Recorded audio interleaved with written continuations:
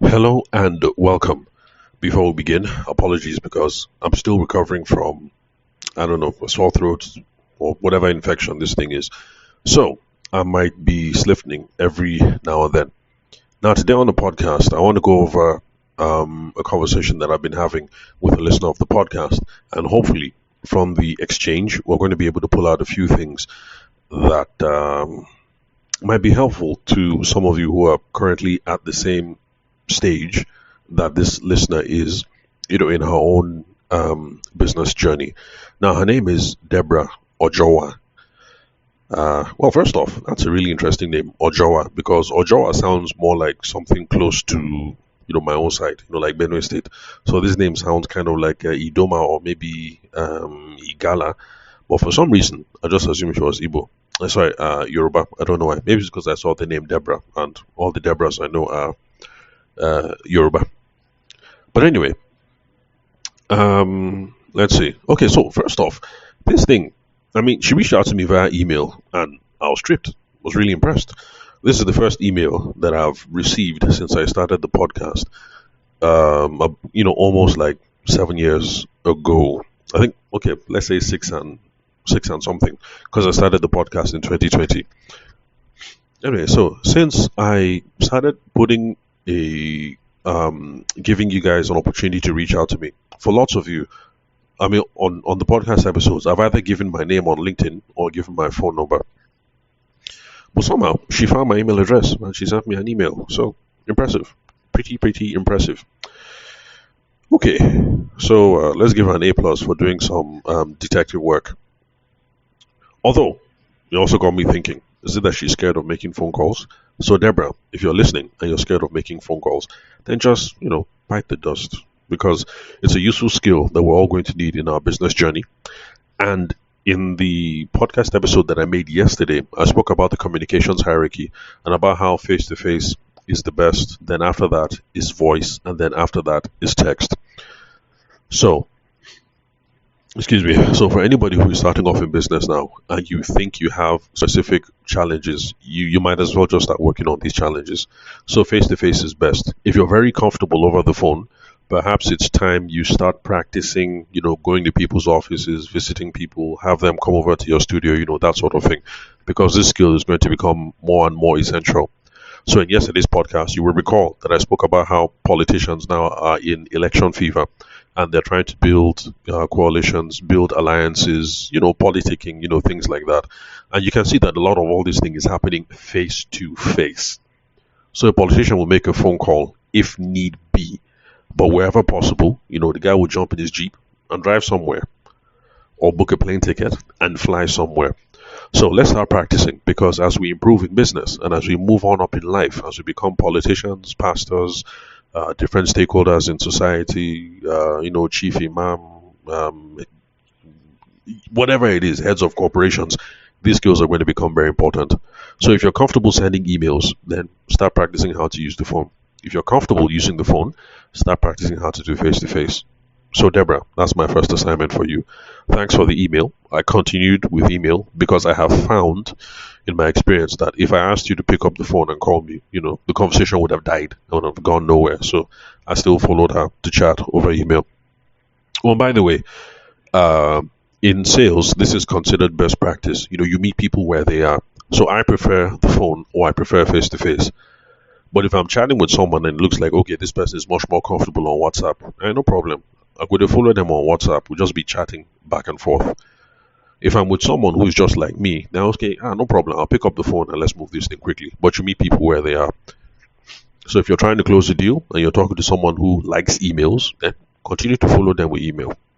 If the person likes WhatsApp, continue to follow them with WhatsApp. If the person likes Telegram, don't be angry that you don't have Telegram on your phone. Now money you define. Download Telegram and then be chatting with the person. You meet people where they are. So like for me, I prefer Google Meet. But international NGOs, for instance, for some reason, they seem to like Microsoft Teams. So I can complain and say, let's use Google Meet now. Everybody there on Google, blah, blah, blah, blah, blah, blah, blah. So, but hey, I've downloaded everything. So I'm on Google Meet. If I meet a Google Meet person, cool, we'll continue. If the person says Microsoft Teams, no wahala, I've downloaded it. If the person says Skype, no problem, I've downloaded it. No matter whatever it is, if the person says Zoom, I've downloaded it. Riverside, I've downloaded it. Everything, I've downloaded it. Because I'm a salesperson and I'm going to meet people where they are. So I'm not going to impose my own communication choices on them. And if tomorrow somebody wants to talk with me, wants us to do, a bit of business, and they prefer a certain platform, I'm not going to complain. I'll just download the platform and then, go ahead. So, where was I? So, Deborah, that's my first assignment. Get comfortable with making phone calls. Absolutely important for those of you who are email natives. So she sent an email saying, "Hello, Tave. My name is Deborah Ayomide. And I just, okay, yes, that's why I thought she was Yoruba, Deborah Ayomide. But on the email header, it now says Deborah Ojowa. Okay, so I guess maybe she's Yoruba and maybe her mom sees Igala or something. For those of you who don't know, because lots of Nigerians don't even know, most Nigerians just know Hausa, Igbo, Yoruba. There are different tribes in this country. Apart from Hausa, Igbo, Yoruba, there's my tribe, that is Tiv. And I think according to the 1979 census, we were the fourth largest tribe in the country. And then in Benue State, I don't know how many tribes there are in Benue State. Let me not lie you. Let me be honest. But the last time I spoke with my father, he's late now, about it, he called casually. He just called 12 tribes in Benue. He just called it off the top of his head. 12. Now I don't know that many. I know Tiv, that's my tribe. I know Idoma, that's my tribe. I know Igala. I know Igede. I know Etulo. So I only know 5. But please, Nigerians listening to this podcast, Nigeria is beyond Hausa, Igbo, Yoruba. And that's one of the best things about sales. Because you get to meet people from different parts of the world, different parts of the country. So your exposure to Niger, it opens up your mind because you're talking to more people. So for those of you listening to the podcast and you think Nigeria is just Hausa, Igbo, Yoruba, you're wrong. There's a whole lot more than that. Because in Benue State alone, there's Tiv, there's Idoma, there's Igala, there's Igede, there's Etulo. At least that one I know. 5. My father called 12. And who knows? There might be a whole lot more. And that's just Benue State alone. Not to talk of if you enter Nasarawa State. Or if you enter Plateau State. And from what I hear, by the time you get down into the Niger Delta, like sometimes you can enter into one village, they speak one language. You cross over and you enter another village, speaking another language. So there's a lot to learn. Anyway, forgive me. So, Deborah says, my name is Deborah Ayomide. I just began listening to your podcast. I was a science student, newly transitioning into business and business strategy. Okay, now when she said that part, I was kind of confused. Transitioning into business and business strategy. So I was wondering, was that from an academic perspective? Because she said she was a science student. So does that mean, Deborah, you're in science school, like you're studying science now, or you've graduated? And you no longer want to do anything science related. You now want to do something business and business strategy related. Either way, that's not a problem. But I'm going to say one thing, because I meet a lot of you who are kind of confused or struggling when you want to make this transition. You studied, let's say, pharmacy in school. Now you're out. You want to get into the business space. Or you studied pol science, political science in university. Now you're out. You want to transition into the business space. Or you studied zoology or something. Now you're out. You want to transition into the business space, no matter whatever it is you studied. Now the thing is this. If you're going to take this like another academic project, you will struggle. Because for academics, we need all our ideas thought out. We need the proper schema. The proper headings, proper subcategories, the proper this, the proper that. Everything has to be methodical. If that's the way you want to come into business, you're going to struggle. So for business, we don't come in by looking at the theory and then start coming down. That's what we do in university. In business and in real life, we start with a particular and then we go up.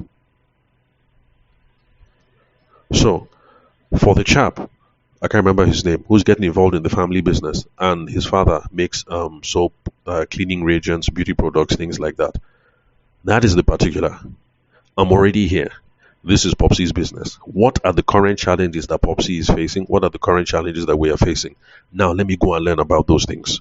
So in business, you start with a particular and then you work your way up. Oh, I'm struggling with sales. All right, let me go and learn sales. You don't start from the top. Okay, I'm going into business. What are the key things I need to learn? You start with a particular. This is where I am now. This is the challenge that I'm facing now. Okay, this is what I need to learn now. So for some of you, what you need to learn now is people management. Maybe people are good at sales, but people management skills is horrible. And there are some of you that everything is set, marketing set, sales set, people management set, but your accounting is horrible. You know if you're making money or you're losing money.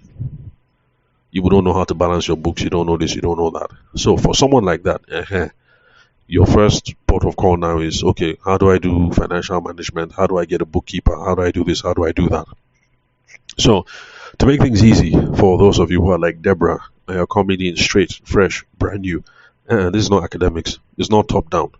You start from the particular. You start from where you are and try and figure out, where am I not making progress? Where am I struggling? Where am I whatever? If you start from the particular, then the way becomes clear. I am here. This is the problem I'm challenging. Or yeah, this is what I need to learn next. If you're going to take it from an academic point of view, what is the best way to get into business? You struggle. And you end up in this thing where people learn for the sake of learning. Okay, I'm learning sales. Okay, now I'm learning people management. Okay, I'm learning sales. I'm learning negotiation. And I'm learning this. And I'm learning this. And I'm learning this. You will struggle. You will find that you have spent 2 years learning and you haven't actually built anything. That is one of the reasons why I tell people, just start. Like, just begin. Just begin. As you take one step, the next step is going to become clearer.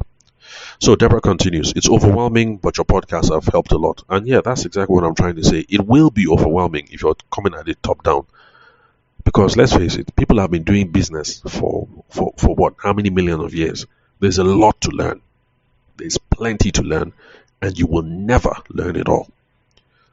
So don't take this thing top down. Just start from the particular. Where am I? What are the challenges I'm facing? Okay, what do I need to learn next to solve this problem? Just take it from there. So there's a lot to learn. We're going to get better by practicing. So let's just figure out where we are and then move. But practice, nothing I said about practice is really, really important. If you want to make progress and you want to stop being overwhelmed, number one, start from the particular. Figure out the problems that you need to solve. Then you need to put yourself on a strict information diet. When I mean strict information diet is this. There are some of us who like to learn everything and who like to read everything. But if you're starting a business now, let's say like the chap, that guy that we all know, that's for those of you who listen regularly. I can't remember his name. Bros Novex. As if you're listening. So, like now, my discussion with him, I told him that he needed to plug sales, but of course there are also some financial challenges that they need to have. That they have. So if in that case now, what they need is a bookkeeper so that they can stop mingling family finances, then at this stage in your life, information diet, look for a bookkeeper. Then start listening to podcasts on financial management, personal finance management, and listen to that only. Don't confuse yourself. The stage that you're at is, my family business is struggling. We need to improve sales. But before we do that, there are some financial things that we're supposed to untangle. Your focus now is, let us get a bookkeeper to straighten this thing out. Then I'll be learning, financial this, business bookkeeping, blah, blah, blah, so that this problem will not occur again. Then don't listen to anything again. In fact, unsubscribe from my podcast. Pure information diet. Listen to only this thing now that we need to fix this problem. If you're listening from every single place, it'll be overwhelming and you will distract yourself. I am here, this is the business problem I'm facing. Or I am here, this is the business problem that my family business is facing. Strict information diet. I will consume only this thing. Only voices in this whatever. That's all I'll be consuming. Excuse me. So, when you do that, you will start solving the problem. You get an opportunity to be practicing all these things that you're learning. Because the problem from people who keep listening, to everybody, TD Jakes, you listen, Grant Cardone, you listen, Brian Tracy, you listen, Tom Hopkins, you listen, listening to everybody. The problem is you're not practicing anything. You're acquiring knowledge, yeah, it's good, but you're not practicing anything. And that's why you're overwhelmed. You wake up with a million ideas in your head, you don't know which one to pursue. So, strict information diet. Strict. If sales is your problem, stop listening to business management podcasts. Sales podcast only.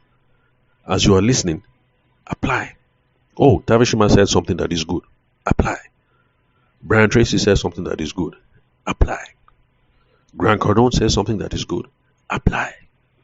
This person says what they apply.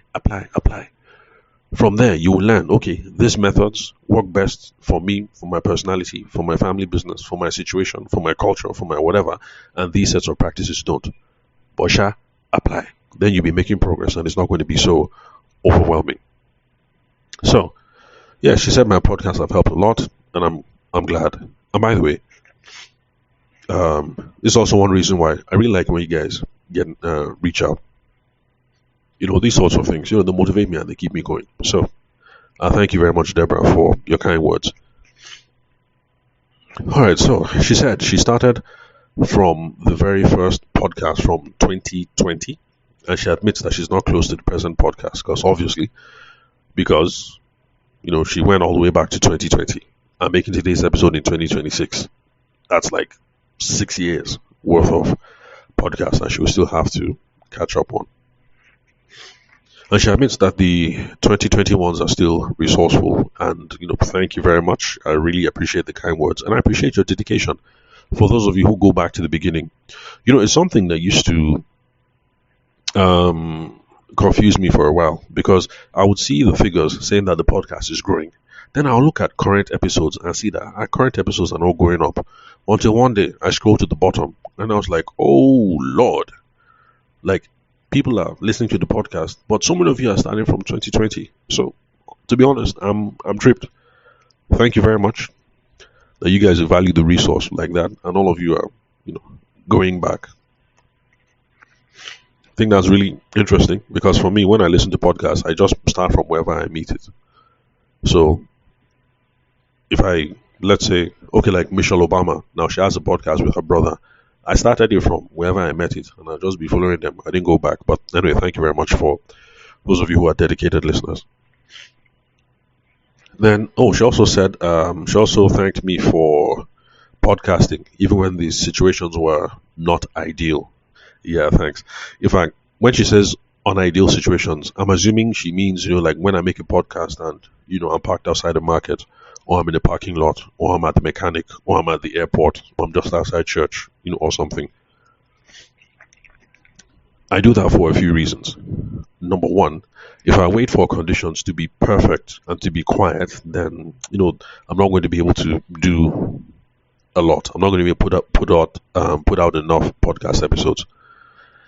But most importantly, one of the reasons why I do that is I'm trying to set an example to those of you who are listening and who are younger and newer in your own business endeavors. I want you to understand that good is good enough. It doesn't have to be perfect. There are too many of you who assume that everything has to be perfect. So the reason why I record outside the market, or outside, or in the mechanic shop or whatever, is I'm just trying to habituate you guys to this idea that good is good enough. Okay, was it good? Yeah. Was there a chicken in the background? Was there a car in the background? Okay, yes. Were those Hausa boys making noise in the background? Yes. But is the audio good enough for people to get the gist of what I was saying? And the thing that I was saying, did the thing make sense? Is it blending? Okay, cool. Good is good enough. Upload, post. So just know, good is good enough. That's also another thing that can be overwhelming. If you want things to be perfect, it's a problem. You want to wait until you sound perfect over the phone until you call. Wahala is a problem. You won't pick the phone. Good is good enough. You sit down with your call script. Okay, I'm going to say this. Okay, does this plan look good enough? Good. Call. As you are calling, you'll be getting better. If you want to start your business journey by making a portfolio, making samples like I did, fine. Design your portfolio. Is it good enough? Well, everything can be improved. But okay, we don't do them now. Start. The next portfolio you make will be better. When you have more money, the next one will be better and better and better. But for now, just do what you can with the money you have, with the skill set you have. Then you look at it. Just reason them. Is this thing good enough? Is good enough? Then begin. If you're waiting for perfect, you slow down your journey. Anyway, so Deborah said that she would appreciate any pointers I can give her in her current season on transitioning. Oh, and this is just a plea to those of you who reach out. If I'm going to be able to help you with specific problems, then when you reach out, the more specific you have, the better. If you say I'm new in business, I'm trying to transition, what advice do you have for me? Then that's too vague. But if you say I'm new in business, I'm currently trying to transition, this is the business I've been involved in, and I've noticed that when I start discussing price with people, this is where the conversation falls apart. Okay, good. That is particular enough. Then we can have a conversation. If you say, I'm new in business, I'm just transitioning, I've only closed 5 deals so far, the problem I'm having is, of the 5 people that I've delivered to, they're not picking up my calls again. Because I'm trying to get them to buy again, they're not picking up my calls again. What do I do? Aha! That's a very specific problem. So the more specific you are when you reach out, the better. Anyway, so I responded. I told her I commended her for going all the way back to 2020. And of course, I assured her that I'm still going to keep doing the podcast. Then let's see what else. Okay, then I asked her one question. Good. Now, this is an example to those of you who are listening and who are trying to get some sales tips from this. So I wrapped up my last email by saying, are there any concerns in particular that you're having problems with so far as you transition? Now, what I'm trying to do there is need analysis. Someone has reached out to me. I'm a business consultant. This person clearly has a problem. So I have to try and figure out a few things. Who is this person? Does this person have money? Does this person have a budget? Is this going to be a paid consulting gig? Do they have an immediate problem that needs solving right now? Because, you see, this email that I read out so far, nice and personal, Abby, with a flow, Abby. But right now, I still don't know anything about Deborah. I know zilch. I know nothing. So, is this going to turn out to be a 5 million naira consulting engagement? I have no idea. Is this going to turn out to be a 250,000 naira consulting engagement? I have no idea. Is this going to turn out to be a 50,000 naira phone call? I have no idea. Is this going to turn out to be a 1 billion naira opportunity? I have absolutely no idea. So, what I do is I don't just go straight into, how much these are my packages, something. I will engage the person in conversation. So whatever it is you do, you sell solar, you're an architect, you're a business consultant, you're a podiatrist, you're a cardiologist, whatever, you engage the person in conversation because you have to get into need analysis. When you do need analysis, you can figure out exactly what problems it is that the person is facing. Whether it's a significant enough problem, eventually you start talking about money, budget expectations, because there's no point talking to people who don't have money or who can pay you, something that can help you keep the lights on and advance yourself. Now, I answer questions for everybody who listens to the podcast, and I answer only one question because I love to help. But at the end of the day, it's a business. The money I define. So as I'm talking to you guys, if you didn't know, I'm telling you now, I'm also sussing you guys out. If you have money, I'm going to take some of that money. That's the whole point. If you don't have money, no problem. Take the advice. My father was a nice guy. My grandfather was a nice guy. My mom is a nice person. So I want to continue that whole thing of being nice as well. Bosha, need analysis. So, in this case, I asked, any concerns, any particular problems so far in your transition? That is need analysis. Now, if you noticed, the question that I asked was open-ended. An open-ended question is a question that cannot be answered by yes or no. When you're having conversations with people who could be potential customers, because like I said, I know nothing about Deborah. If I continue this conversation well, she might give me 5 billion. She might give me 2.5 million. She might give me 250,000 naira. Or she might only give me 25 kobo. But the thing is, I have no idea who she is. I have no idea where she's going.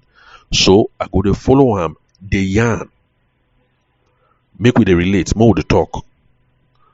On her own part, we feel as if, this guy is listening, he's doing good conversation, he's engaging, he's a nice fellow.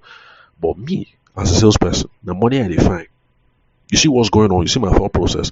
Who is this young lady? What's her background? What's the problem? Is it a significant enough problem? Does she even have budget? But I'm keeping it nice and simple and conversational. With a flow, the yarn. She'll be impressed by my professional whatever and oh, he's such a kind man. In my own head, at the break I'm down. What's the problem here? What's our understanding of the situation? Does she have budget?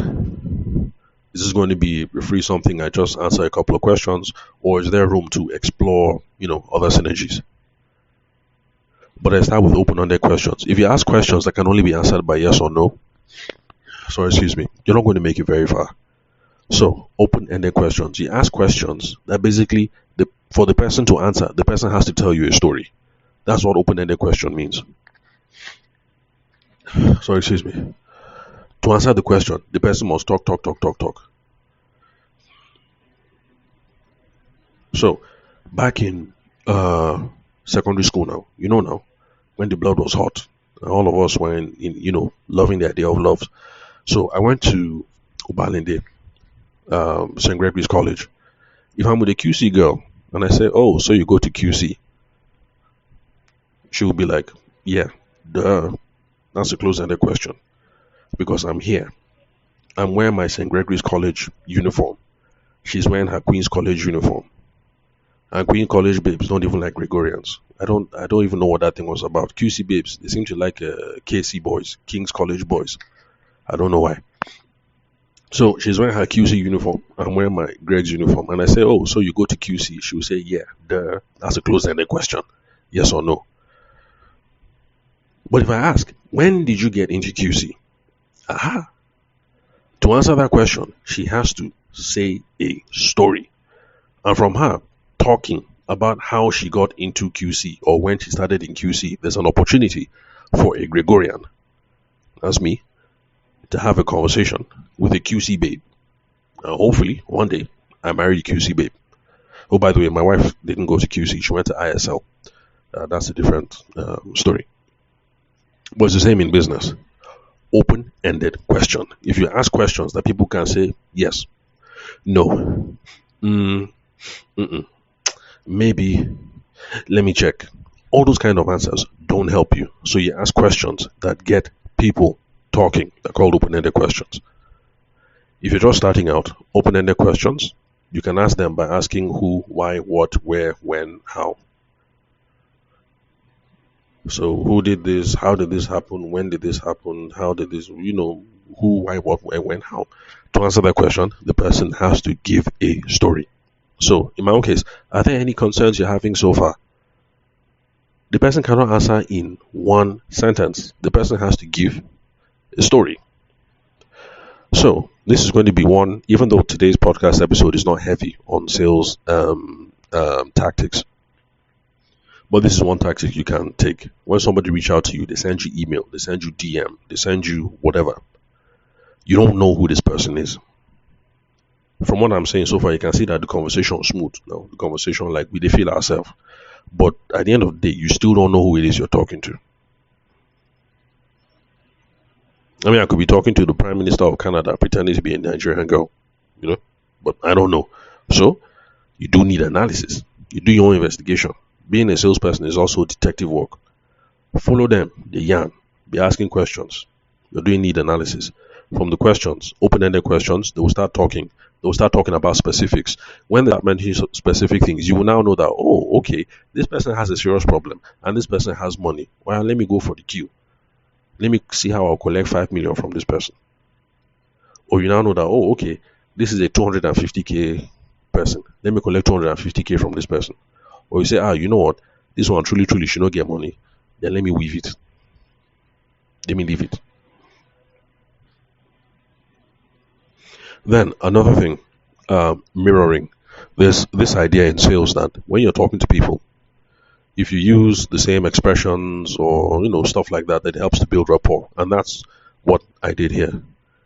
If you remember in her first email, there's this thing she was saying. She says she is transitioning. That's the way she was talking about it. I am transitioning, my current season of transitioning, something, something, transitioning, transitioning. So when I was asking my question, what did I say? I say, are there any concerns you're having so far with your transitioning? When you're using the same phrases, the same expressions, the same whatever of people, psychologically, like, okay, this guy they listen, like on board, okay, is a reasonable. Then the person will continue to talk because you're using their own exact words. And see, this is the reason why, for those of you who are going to get to work with me, this is the reason why I tell you that in the beginning, the best technology you will use, the absolute best technology you will use, number one is big biro, 250 naira. Buy two or three, keep. Then you go and buy this jotter, the one that is, spiral binding, because it's easy to use and write. If you're driving, you can put it on your knee, you will write. If you're at your desk, you will write. Wherever it is, you will write. Big biro and that jotter. Then you now go and buy headset. If you don't have money, go and buy that cheap one, like the iPhone one, 2,500 naira. Basically, what I'm saying is the technology I'm explaining to you now, you won't spend up to 4K. But somebody will be on the phone. You're using the headset. The reason why you're using headset is your hand should be free. One hand will hold the jotter, another hand will hold that big biro. As the person is talking, you'll be writing. As they're saying information, you'll be writing. They mention an exact phrase, you will write it. You don't know what kind of detail is going to come important for you in the future. But to get good in business and to advance your career, to advance your business, this is the best technology you will ever use, at least in the beginning. Simple big biro, 250 naira. Then this spiral binding jotter. If you're fancy, because my wife likes the fancy ones. So if you're fancy like my wife, okay, buy the one that is 5K. Thick, different colors, thick cardboard cover, yeah, all those kind of things. But if you're like me and you don't care, the one that costs 1K is okay. Then headphone 2.5. You have not spent up to 4,000 naira. That technology will move you forward. The information that you get from people, mirroring, use it back. If the person is talking and they mention the name of their children, write it down. The next time you call, hey, Madam Atinuke, how are you doing? Blah, blah, blah. This is the fellow who spoke to last week. Oh, Mr. So, I remember. Oh, yes. Oh, by the way, how's little Kemi doing? Oh, Kemi is fine. How was the doctor's visit? Blah, blah, blah, blah, blah. You see, you're building rapport. If you didn't have the pen and the paper and you didn't write it down, you will forget that she has a daughter who is Kemi and that Kemi is just recovering from malaria. Small things. You go to build rapport. This is one of my biggest frustrations working with salespeople. Did you have a pen? Did you have a paper? Did you write anything down? No, I'll remember. How the hell do you think you're going to remember? You're a professional salesperson. In a day, you will talk to like 5-10 people. You mean you're going to remember every single thing you said to all the 10 people? Get a sheet of paper. Get a biro. Write stuff down. Then from there, take the information. Transfer it to your CRM. You don't want to use CRM? No problem. Use your phone as a CRM. Every single Android phone, even iPhone self, under the contacts name, it has a place where it says notes. Go to notes. Scribble down all these things. Then the information that you have, be mirroring it back to them. It's how you build rapport with people. It's how you build relationships with people. It's how people now start thinking of you as a professional.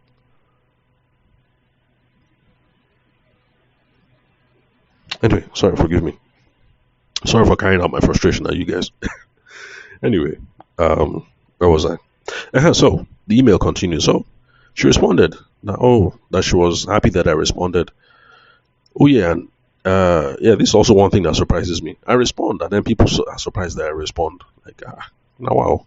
Even one guy said that when he reached out, that I'm not the first person he reached out to, that he reached out to other people. So he just didn't expect a response. So like when I responded, the guy was surprised.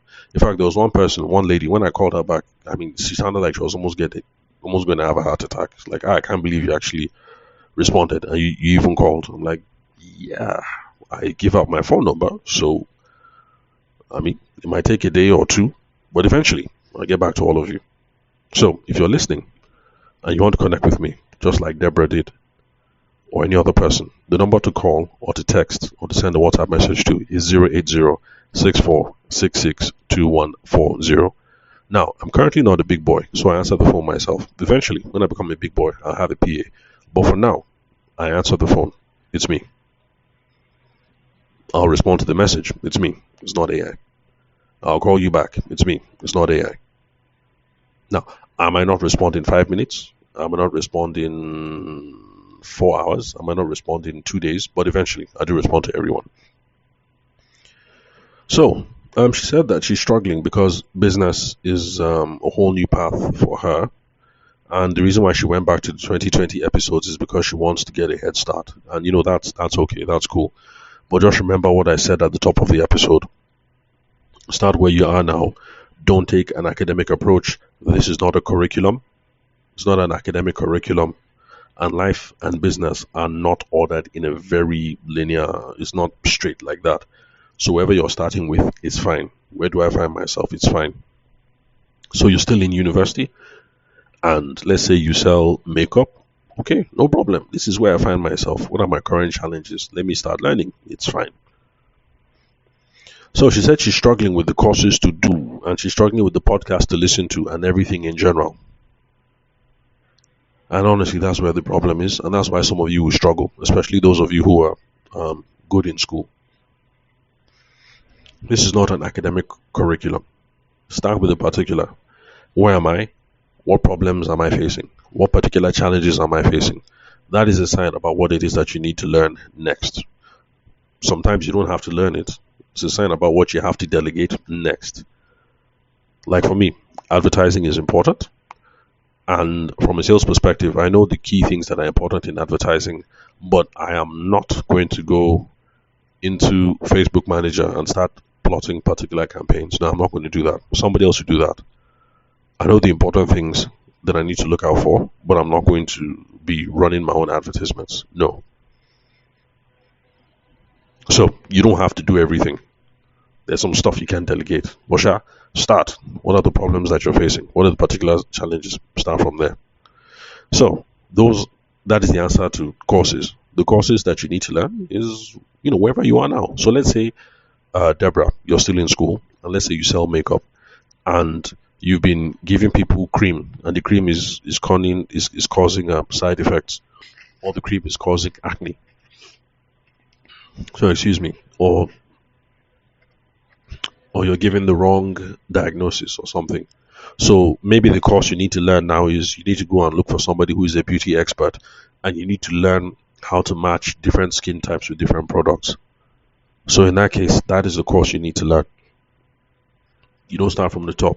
You start from the particular. Where are you? What challenge are you facing? Then as a podcast to listen to, obviously, like the babes in QC used to say, back when I was in school, duh, any small thing, QC babe would say, duh. I always wonder what that was about. Any small thing, duh. Then there was this time when QC babes used to say, moi in a sachet. And I was wondering, like, which one is moi in a sachet again? They say, duh, like moi in a sachet. Anyway, but that's the thing about slangs. Slangs come and go. By the way, any listener who's listening to this thing, you went to QC, you're a Queen's College babe. I beg, no vex. I'm not trying to drag you people or anything, but anyway, no vex. So Queen's College babes, KC boys, like, no vex. Gregorians, I hail all of you. Now we're all distinguished gentlemen. So where was I? So which podcast to listen to? Obviously, listen to mine, because my podcast is practical, it's tactical. I don't talk too much theory, and I'm not motivational. I'm always trying to tell you this is what it is you need to do next. I don't listen to mine because it's what I say. It's because these are what other people tell me. Now, it might help to listen to some motivational podcasts as well, because I like to blast motivational speakers and pastors. I like to blast them a lot. But let's be honest, what they do actually is useful. Because sometimes you know what to do, you just don't have the ginger to do it. So listen to motivational people, listen to your pastor and stuff like that. So I'll admit what they do is helpful. But if all you do is you only watch motivational TV, pastor this, pastor, if that's all you're doing, well, maybe God will come and save you and do your business for you. But if your information diet is motivation alone, forget it. You are lost. You are lost. You be motivationally inspired, but then you don't know what to do. So listen to practical stuff, but then also listen to all the motivational stuff. But don't spend your whole day on motivational things. I beg. Aspire to refire, to acquire what you desire, and aim higher, and all that crap. But anyway, pastors, I greet you. You're still necessary. Then also listen to some stuff around personal development. You will learn some stuff about leadership, about time management, about teamwork, things like that. Learn stuff like that. Also learn some stuff around finance. It's important. We need to know some small things. You don't need to know everything, but you just need to know in a very general way that, okay, this is how money moves. This is what we use money for. This is where money can disappear. This is how we stop money from disappearing. This is how we can put money to better use. All those uh, overview questions, kind of. You learn a couple of things about business management. So the thing is, when it comes to podcasts to listen to, yeah, I've given you a rough draft, but you can see that, well, it is wide, which is the reason why I say just start with the particular. Where are you? And what are the problems are you facing? That will determine what it is you need to do next. So that's the answer to courses to do, podcasts to listen to. That's in case there's anybody who is listening and you find that you relate to Deborah's story. But immediately she said this, I clocked something. And I don't know if you guys got it too. I could be wrong. But it just occurred to me that, okay, you know what? This person I'm talking to is at the pre-ideation stage. We all go through different stages in our business journey. Number one is pre-ideation. Pre-ideation just means, like, okay, pre-ideation or ideation, some people lump it together. Basically, at that stage of, I want to be in business, what will I do? That's the ideation stage. An idea I define. Which idea is a good one? That's step one. That's where she is. She hasn't even come up with the idea. I just love the idea of business. I want to start a business. Now, that's not bad. It's okay. It's not bad. Then there are people who are trying to validate a business concept. So they have an idea and then they're trying it out. So somebody says, I want to get into the makeup space, and then they have actually started trying to sell one or two products. Those are people who are trying to validate the business. So that's like another stage. Validate a business just means, does this idea work? Do I like this idea? Can I make enough money doing this? Are there enough customers? Do people pay enough? Those are the kind of things you're trying to figure out at the validation stage. Then the stage after that is you figured out, you validated it. Okay, customers, they pay well. So I'm now trying to build a selling system around it. I'm now trying to get traction. That's the next step. The idea is good. I don't validate them. Where now? May I make traction? Last I only did 3 customers. Okay, this year, let me see how I can do 10. Last year I did 10. Okay, no problem. This year, let me see how I can do, 43 or whatever the target is. Traction. Then from traction, the next thing will be scale. Scale just means, how am I going to grow this business beyond me? Now it's a one-man show. Now I'm a one-woman gang. Now me the hustle. Only me.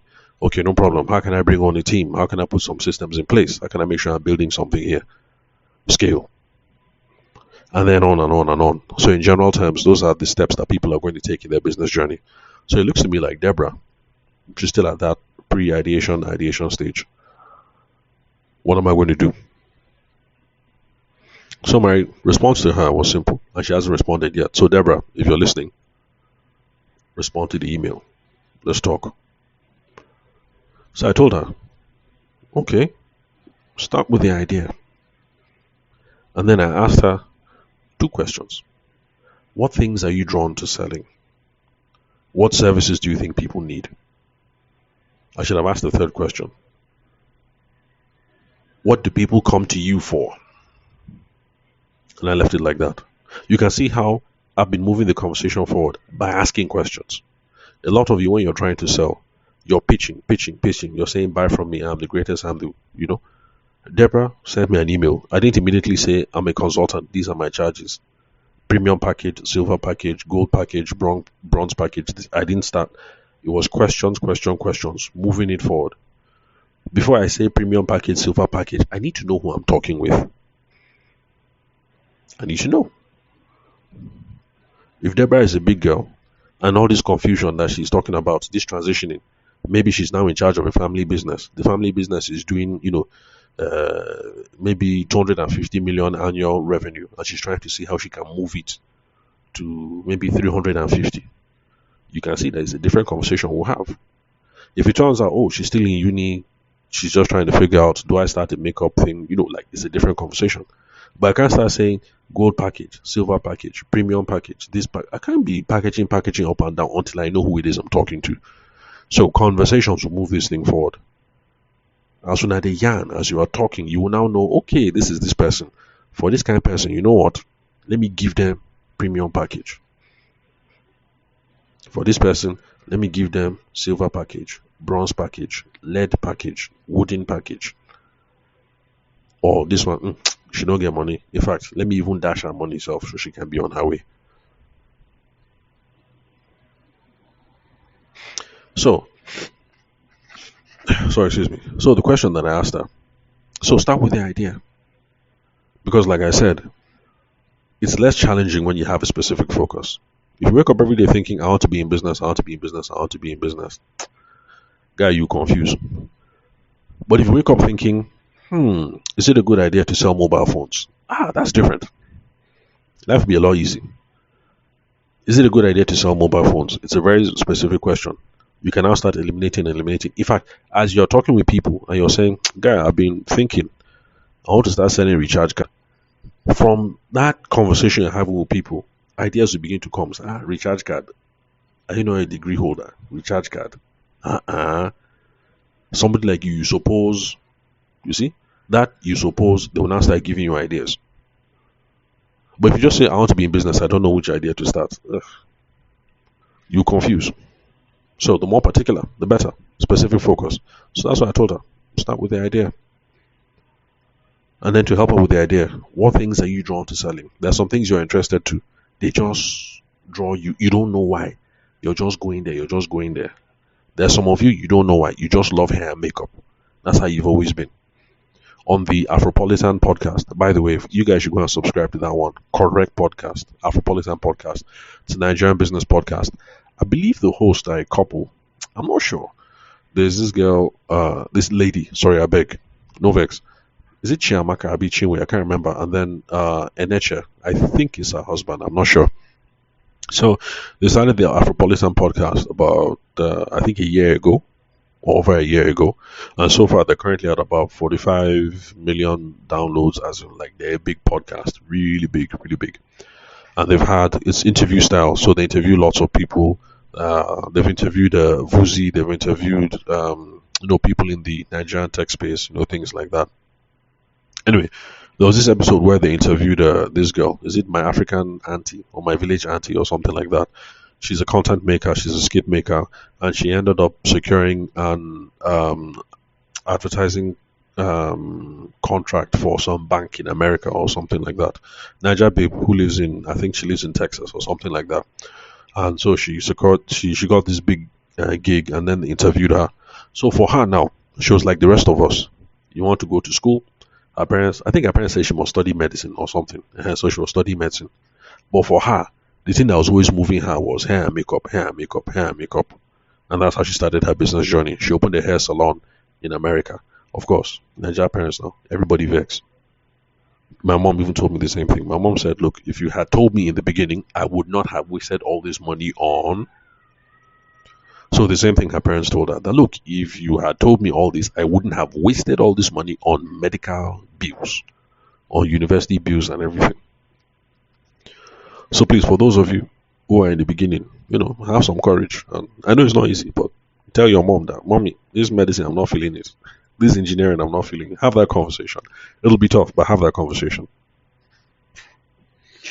Excuse me. So, yeah, so that particular person, she was drawn to hair and makeup. It's not a bad way for figuring out what business you're going to be involved in. What are you drawn to? There's some things that you wake up every day, the thing is just calling your name. It's calling your name. Okay, maybe there's a business opportunity there. But you won't know until you start investigating it. So that's why I asked Deborah, what are you drawn to? What are you interested in? Then, what services do you think people need? There are some people who are not drawn to anything. They just think, oh, this will make a good business idea, like Steve Jobs. So it's not as if Steve Jobs was drawn to anything. He just thought, oh, okay, this computer, this phone, you know what? It'd be like say this thing go pop. Oh yeah, let me get on board. There are some people who are like that. It's not as if they like anything in particular. They just look around the environment and then they see that, oh, okay, fuel is scarce. Let me start doing black market. Or, oh, people are now buying plenty of computer. Okay, let me start doing accessories business. There's some people who that's just their own thing. Like Dangote, for instance. I think Dangote is one of those kind of niggas. That's how the guy they move. Oh, fuel is a problem. Oh yeah. Oh, sugar is a problem. Cement is a problem. Like, what do people need? What do people need? So, if you're not drawn to anything, look around. What do people need in this environment? And then the last question, the question I should have asked her, but I forgot. What do people come to you for? There are some of you who want to start a business. You got some skills, but you don't know because you're not paying attention that people are already asking you a couple of things. So, like for me and this sales thing, I how do I put it? It just occurred that one day that's what people come to me for. I was in the event space, but whenever people were coming to me, even some of my wedding clients eventually would end up start talking business and would start talking all these issues. Until one of my friends was a wedding planner said, "You're good at this sales thing. Come and train my girls." That's how it started.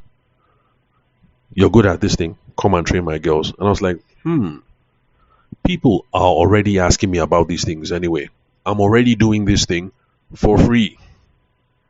I might as well do it and get paid. So for some of you, that's how you're going to come into the business fair.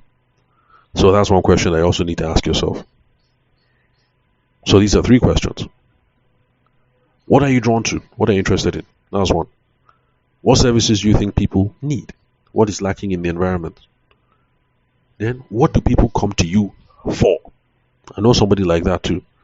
It's not as if she loves cooking, but apparently when she was young, she was pretty good in the kitchen.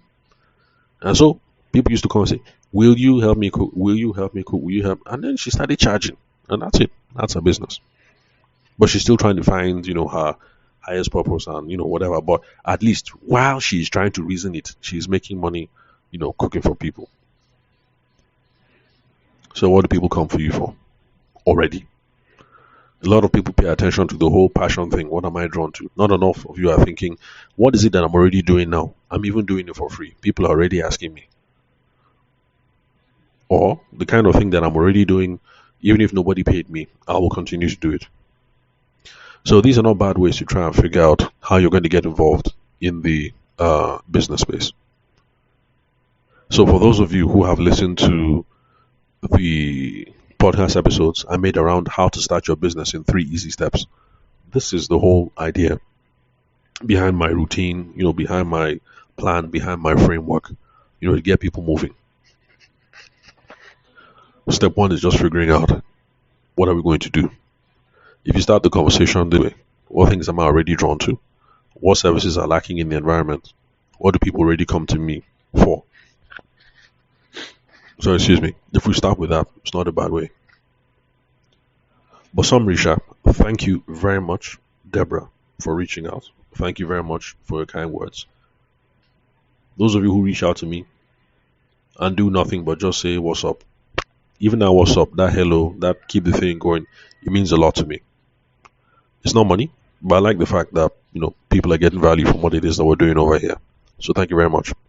So as you guys reach out and you continue to bless me with encouragement, I also pray that God is going to send people into your life to be encouraging you as well on all our adventures and all our journeys.